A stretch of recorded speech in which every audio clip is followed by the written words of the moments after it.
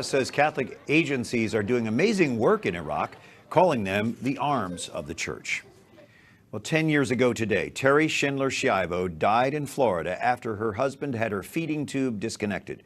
Her brother recently talked with us about forgiveness, faith, and Terry's ongoing legacy. Bobby Schindler is executive director of the Terry Schiavo Life and Hope Network, and today is the 10th anniversary of Terry's death. Describe what it's been like moving forward through the pain that your family suffered to this path of forgiveness, I would imagine, that it takes to get to where you are today. Sure. It's been a difficult journey. We saw what happened to my father as a result of Terry's death. He was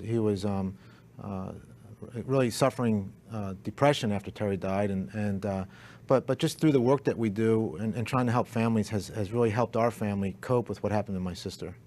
Oddly, you had to suffer through such a public death of your sister, and now you're out in the public working through her, I guess, through her legacy. How have you adjusted to that? Well, I think we just stay focused. There's so many families out there that are suffering, that don't have a voice, that are up against ethics committees and hospital boards that are being told what to do rather than family members having decision-making power. And that's what the shift that we're seeing. And it's very concerning. It really should concern all of us, really, this decision-making power shift that's occurred in our healthcare system. So just helping families advocate for loved ones is what's most important to us, and we've been very, very busy these last 10 years doing that. It's very important work. How has your Catholic faith helped you through all this? Well, it's been quite a journey, quite honestly. And during my sister's case, I was a fallen away Catholic, and it was my sister's case that actually brought me back to my faith. And I realized I couldn't be doing this work without my faith, and I realized the weapons that we have to fight against this evil that's occurring with daily mass, the rosary, the divine mercy, adoration, all of these things that I use today to help me get through what is a battle against, I believe is something evil that's happening in our nation today. And I'm sure many would agree with you.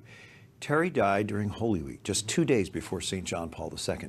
Talk a little bit about the parallels between those two lives, and certainly the death with dignity is the issue here. Sure. Well, I think we saw the contrast of what death with dignity really meant, because I don't know how many people realize this, but the day Terry died, the Pope was given a feeding tube, and Terry was going through a barbaric and inhumane death by starvation and dehydration, and yet the Pope, we saw how the Pope died with dignity just 2 days later, which is the way a human being should be or should die, not in the horrific manner in which Terry died. And people every day are dying the same way that my sister died, which is just a tragedy. It is hard to talk about, but important that we do.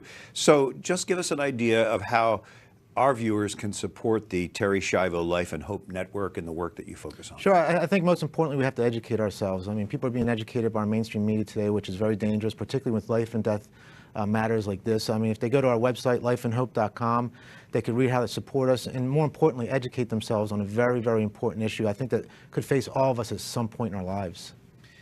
Well, Bobby, we appreciate visiting with you again, and just be assured that we're in prayer for you and your family as we remember your sister Terry 10 years after her passing. Thank you. Thank you.